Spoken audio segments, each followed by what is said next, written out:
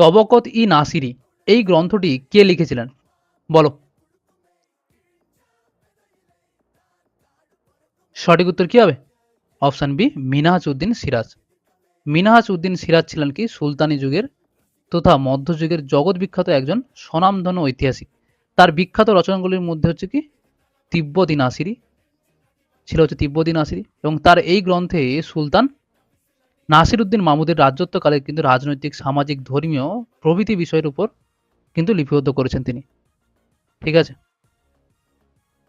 দেখো কিছু গ্রন্থ এবং তাদের রচনাকার এই সম্বন্ধে আমরা একটু জেনে নিই। প্রথম হচ্ছে কথা শরীর সাগর বা কথামালা, কার লেখা? সোমদেব ভট্ট। গীত গোবিন্দ কার লেখা? জয়দেবের। ফু কো কি কার লেখা?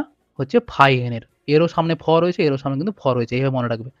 দায়ভাগ কার লেখা? জিমুত বাহন। কুমার কুমার পালচরিত কার লেখা? হেমচন্দ্রের। সিইউকি কার লেখা? হচ্ছে হিউয়েন সাংয়ের।